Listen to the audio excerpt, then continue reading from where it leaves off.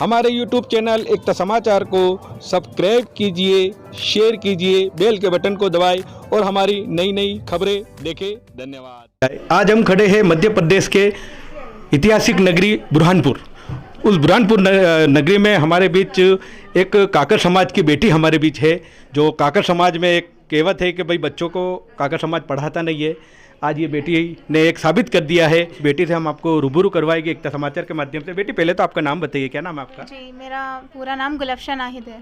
जी बेटी, आपने उर्दू अरबी भी पढ़ा है और इसके बारे में किस परिस्थिति में आपने पढ़ाई की?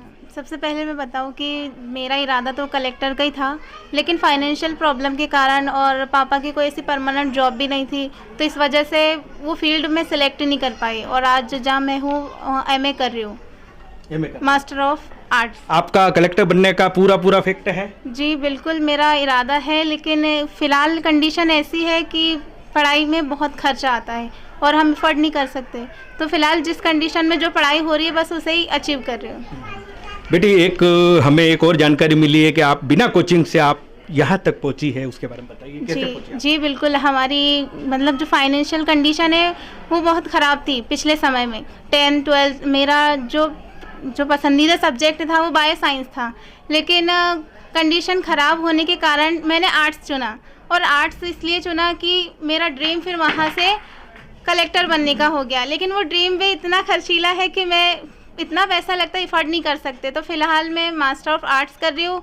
मैंने सोचा है कि मैं प्रोफेसर बनूंगी और जिस तरह मैंने जिस कंडीशन में पढ़ा है और मेरे जैसे जो बच्चे हैं मैं उन्हीं को पढ़ाऊंगी।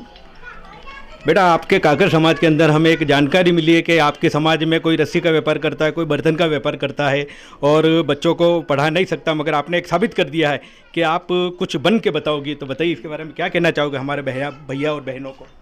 मैं सभी से यही कहना चाहूँगी कि परिस्थितियाँ तो आती रहती है, मुश्किलें तो आती रहती है, बस अपना लक्ष्य निर्धारित करके रखें और परिस्थितियों का सामना करें, क्योंकि मुश्किलें कुछ वक्त की होती है। मुश्किलों का सामना करें, आगे बढ़ें, क्योंकि जब तक हम आगे नहीं बढ़ेंगे तो हमारा नाम नहीं होगा।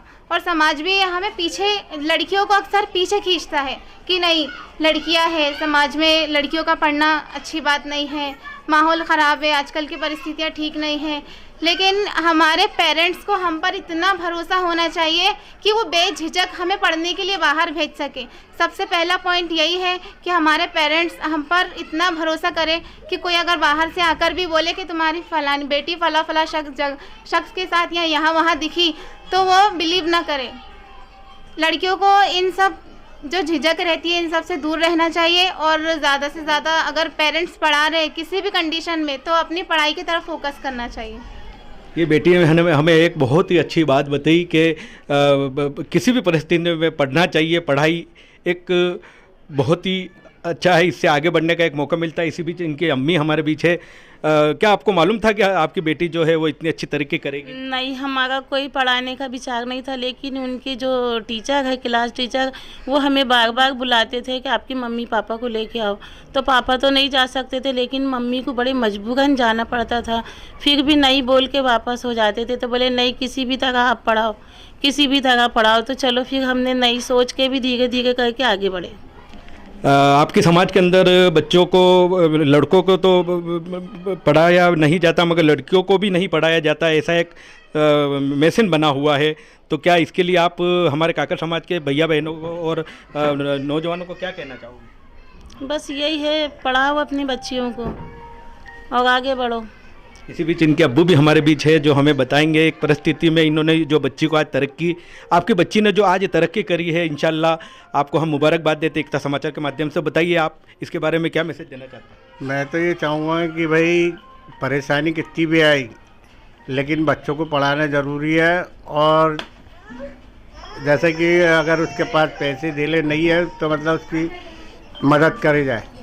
आपका बिजनेस क्या है? सब क्या व्यापार करते हैं? कोई बिजनेस नहीं है मेरा, मजदूरी है। पहले पानी चलाता था, मतलब मैंने 166 रुपये रोज़ था पानी का। घुटने दुखने से बैठ गया मैं, तो मैं मेरे सेठ का हाजी सभी का काम करता है, उसी में मेरा गुजारा बसर चलता मेरा।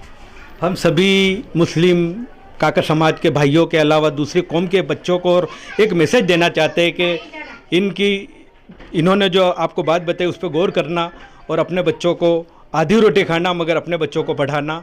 आगे की कड़ी में हम आपको फिर रूबरू करवाएंगे एकता समाचार के माध्यम से। आगे लेके चलेगा, हमारे साथ बने रहिए। धन्यवाद।